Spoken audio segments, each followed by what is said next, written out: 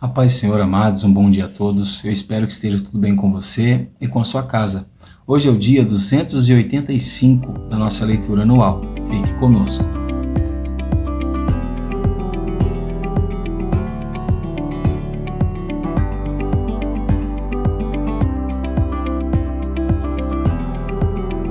Bom, amados, nós estamos estudando o Evangelho de Marcos e a nossa porção diária de hoje vai de Marcos, capítulo 3, até Marcos, capítulo de número 4.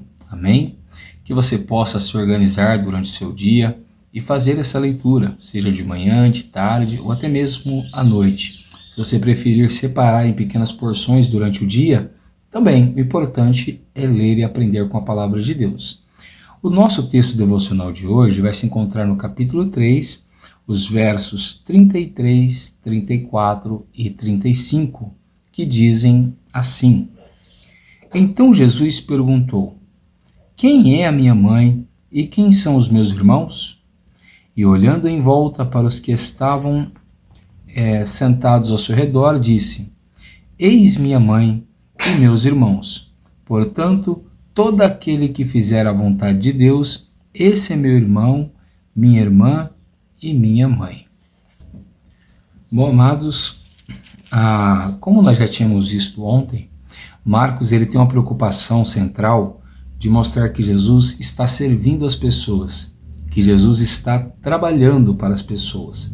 E como nós vimos ontem também, nós vimos que Marcos ele relata muitas curas, muitos milagres, principalmente a autoridade de Jesus sobre os demônios e as enfermidades. Então, logo no capítulo 3, no início, Jesus está curando o homem que tinha a mão ressequida, né? Então, nós já começamos com a cura. Logo em seguida, Jesus então vai curar uma grande multidão na beira do mar. E depois Jesus então vai separar os seus apóstolos. Isso aqui é muito importante para nós. Eu gostaria muito que você nos acompanhasse durante todos os devocionais, porque quando nós chegarmos no livro de Atos dos Apóstolos, você vai ver os requisitos necessários para alguém ser um apóstolo, né? Muitas pessoas se intitulam apóstolos, mas os apóstolos são aqueles que Jesus levantou. Então, Jesus já tinha uma grande multidão seguindo ele, mas ele queria levantar homens para serem enviados com um propósito peculiar. Qual era o propósito? Fundar a sua igreja, as suas doutrinas e a sua base, para que essa igreja pudesse depois então ser expandida para todo o mundo. E esses apóstolos, Jesus deu para eles a autoridade de pregar a sua palavra e também deu autoridade para eles para expulsarem os demônios e curarem os enfermos. E os apóstolos são estes, capítulo 3, verso 16. Eis que os 12 que designou, Simão, a quem chamou Pedro, Tiago, filho de Zebedeu, e João, irmão de Tiago, os quais deu o nome de Boanerges, que quer dizer filhos do trovão, André, Felipe, Bartolomeu, Mateus e Tomé, Tiago, filho de Alfeu, Simão, o Zelote, e Judas Iscariotes, que foi quem o traiu. E Jesus continua curando muitos enfermos e expulsando espíritos demoníacos. Como nós estávamos dizendo, como Jesus estava expulsando muitos demônios e curando muitos enfermos, e os fariseus, os escribas, não conseguiam fazer aquilo que Jesus fazia, eles começaram então a tentar anular a obra de Jesus ou a fazer as pessoas não crerem em Jesus, dizendo que Jesus expulsava demônios pelo espírito de Satanás, né? E então Jesus vai nos ensinar uma doutrina muito importante, que toda blasfêmia contra o Pai e contra o Filho será perdoada, mas toda blasfêmia contra o Espírito Santo não será perdoada. Com isso, Jesus estava querendo dizer que eles estavam blasfemando. Por quê? Porque quando Jesus saiu das águas do batismo, o Espírito Santo estava sobre ele. Quando ele foi para o deserto, o Espírito Santo conduziu ele. E quando ele entrou na sinagoga e pegou o livro e leu o livro do profeta Isaías, ele disse que o Espírito do Senhor estava sobre ele. As Escrituras também dizem que o Espírito do Senhor estava sobre Jesus para curar e libertar. Então, ou seja, Jesus não operava sinais e expulsava os demônios pelo espírito de Satanás, e sim pelo Espírito Santo. Ao dizerem isso, eles estavam dizendo que o Espírito Santo era o espírito de Satanás. Isso realmente é uma blasfêmia que não foi perdoada. Por isso nós temos que ter uma cautela muito grande ao dizer que alguém não está sendo usado pelo Espírito Santo, ou ao dizer que alguém está sendo usado pelo espírito de Satanás, né? Bom, então logo em seguida, Jesus, estando numa casa, chegaram ali a mãe e os irmãos de Jesus e mandaram chamar Jesus. E então as pessoas disseram: olha, sua mãe e seus irmãos estão lá fora, né? E não querendo causar uma polêmica, mas isso aqui prova que Maria teve mais filhos além de Jesus, né? Então Jesus fez uma pergunta: quem é a minha mãe? E quem são os meus irmãos? Quem é a mãe e os irmãos de Jesus? Será que Jesus estava desprezando Maria, desprezando os seus irmãos? Não, com certeza Jesus não estava desprezando eles. Mas Jesus queria mostrar que além daquela família terrena e humana que ele tinha aqui na terra, Jesus tinha uma família muito maior, que era a família celestial, a família espiritual de Jesus, do qual todos aqueles que creem nele vão fazer parte. É dessa mãe, são desses irmãos que Jesus está falando. Então ele diz, olhando em volta para todos: eis a minha mãe e os meus irmãos, apontando para as pessoas. Portanto, todo aquele que fizer a vontade de Deus, esse é meu irmão, minha mãe e minha irmã. Quem é então a família de Jesus? Quem faz parte da família de Jesus? Todos aqueles que creem na palavra de Jesus e que fazem a sua vontade. A família de Jesus não é composta de pessoas que frequentam uma igreja, de pessoas de religião A ou religião B, da placa A da igreja e da placa B de igreja, do pensamento teológico A ou do pensamento B. Não. A família de Jesus é composta por pessoas que creem nele, que confessam ele como seu único e suficiente Salvador e que obedecem e fazem a sua vontade. Se nós queremos ser da família de Jesus, precisamos fazer a vontade de Deus. Logo em seguida, então, Jesus vai contar a parábola que nós estudamos já também no Evangelho de Mateus, que é a parábola do semeador. A semente sempre é a palavra de Deus. O semeador é aquele que leva a palavra de Deus. E nós temos aqui 4 tipos de terras, como nós já vimos. A terra da beira do caminho, vamos pensar num trio, que é uma terra pisada. Depois nós temos uma terra rochosa e nós temos depois uma terra aparentemente boa, mas que essa semente teria que compartilhar o seu espaço com algumas ervas cheias de espinhos. E por último nós temos uma terra boa e fértil. A primeira terra, à beira do caminho, representa um coração, uma pessoa que recebe a palavra facilmente, mas que Satanás rouba a palavra do coração. Ou seja, a palavra de Deus nunca vai ter profundidade na vida dessa pessoa, porque Satanás tem espaço para roubar a palavra do coração. Ou seja, tirar.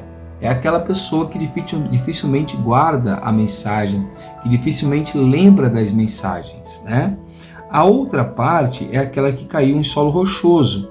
Essa representa um coração que recebeu a palavra de Deus, mas a palavra de Deus não pôde entrar para dentro. E se a palavra de Deus não entrar dentro da nossa vida, não fizer parte da nossa rotina, quando vierem então as dificuldades, né, as perseguições, os sofrimentos, essa pessoa não vai suportar ficar com Jesus e ela vai abandonar o Evangelho por causa do sofrimento que ela não se preparou para enfrentar. A terceira terra é uma terra que tem espinhos. Essa terra é boa, o coração é bom, mas esse coração ele tem que compartilhar espaço com outras ervas. Por quê? Porque a palavra de Deus ali não é prioridade. Então essa pessoa, ela ama Jesus, ela recebe a palavra de Jesus com alegria e a palavra de Jesus entra dentro do coração dela e começa a crescer, ou seja, tem resultados. Mas quando essa palavra deseja e almeja produzir frutos dignos de um arrependimento para a salvação, ela não pode, porque o coração dessa pessoa já tem outros senhores. E os outros senhores são as preocupações deste mundo, as fascinações da riqueza e outras ambições que sufocam a palavra de Deus. Pastor, então tem um problema eu ter uma casa bonita, eu ser rico, abastado? Não tem problema, desde que essas coisas não ocupem o nosso coração. Mas quando essas coisas tomam uma boa parte do nosso coração, a palavra de Deus acaba sendo expulsa por não ter espaço dentro de nós. Por último, uma terra boa é aquela que ouve a palavra de Deus, ela entra no coração e produz, e quando ela vai produzir, nada rouba o espaço dela. Então essa pessoa, ela tem o poder pela palavra de Deus que ela recebe de frutificar 30, 60 e 100 por uma palavra, por uma semente lançada. Essas pessoas são produtivas, são pessoas que priorizam a palavra de Deus. Amém? Depois Jesus disse que nós temos que ser uma luz, e uma luz que tem que ter destaque, nós temos que brilhar a glória de Jesus. Depois Jesus conta a parábola de uma semente, que o reino de Deus é como um homem que lança uma semente na terra. A semente nasce, é lançada, cresce um broto, esse broto ela dá flores e depois ele vai dar espigas e resultados. E esse homem não vai ver, porque ele planta e vai dormir, né? Ou seja, o reino de Deus ele começa crescendo na pessoa por dentro, de uma forma invisível. E quando você menos imagina, o reino de Deus aparece para fora, né? O reino de Deus também começou a crescer nos dias de Jesus, de uma forma discreta. Mas logo logo o reino de Jesus vai aparecer com grande poder e grande glória. E então esse reino será consumado quando Jesus vier buscar o seu povo. E a vinda de Jesus aqui é representada numa foice que vai cortar aquela plantação e receber a sua colheita. Aquela plantação representa os cristãos e a colheita a vinda do Senhor Jesus. Bom, depois Jesus vai contar aquela mesma parábola do grão de mostarda para representar o reino dos céus. E Jesus gostava de usar as parábolas porque aqueles que tinham interesse iriam procurar entender a parábola. E entendendo a parábola, iriam crer no seu nome e crendo seriam salvos. Bom, por último nós temos Jesus deitado num barco no meio de uma tempestade. E Jesus parece não se incomodar com a tempestade. Isso nos mostra que o vento que coloca medo em nós não atemoriza Jesus, né? Porque Ele é o Senhor do vento.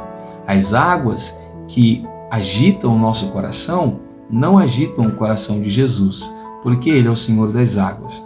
E quando os discípulos acabam ficando com muito medo, achando que vão morrer, eles acordam a Jesus. E Jesus pergunta para eles por que eles eram tão medrosos e por que eles não tinham fé, né? E aquele povo temeu muito, porque Jesus acalmou o vento e as suas tempestades. O nosso Deus é muito poderoso. Depois Jesus cura um outro endemoniado, que nós vamos ver amanhã, né? Então observa que o Evangelho de Marcos está recheado de ação. Jesus está sempre trabalhando, está sempre operando milagres e maravilhas. Esse mesmo Jesus do Evangelho de Marcos ainda é o mesmo hoje. E hoje ele ainda pode operar muitos milagres e muitas maravilhas se nós crermos no seu nome. Eu sou o pastor Tiago, da Igreja Pentecostal Poder da Palavra, e eu quero orar por você neste momento. Abra o seu coração, feche os seus olhos e ore ao Senhor juntamente comigo. Senhor, nosso Deus e nosso Pai, nessa manhã nós queremos te louvar, te bendizer e te glorificar pela sua bondade e pela sua graça. Nos capacita, Senhor, nos fortalece para servirmos o seu nome, mas também coloque em nosso coração uma fé sobrenatural, uma fé salvífica, uma fé suficiente para crermos em ti ao ponto de sermos salvos através dela. Senhor, que nós venhamos estar preparados para, como os apóstolos te serviram, nós também possamos te servir como instrumento e canal de bênção nas suas mãos. Senhor, ó Pai, abençoa aqueles que precisam ser abençoados, cura os enfermos e liberta os cativos, assim como o Senhor fez, relatado por Marcos. Tu és o mesmo ontem, hoje, continuará sendo o mesmo eternamente. É assim que nós te pedimos e te agradecemos crendo em o nome de Jesus. Amém. Se você estiver gostando desse trabalho, deixa o like, compartilha com alguém. Pastor, quero comentar algo. Aproveita o campo aí abaixo nos comentários e comenta. E se você ainda não estiver inscrito no canal, se inscreva aí. Já estamos com 294 inscritos, né? Glórias a Deus, que Deus abençoe a sua vida por esse voto de confiança. Amém? Que Deus te abençoe, fique com Ele e tenha uma ótima sexta-feira.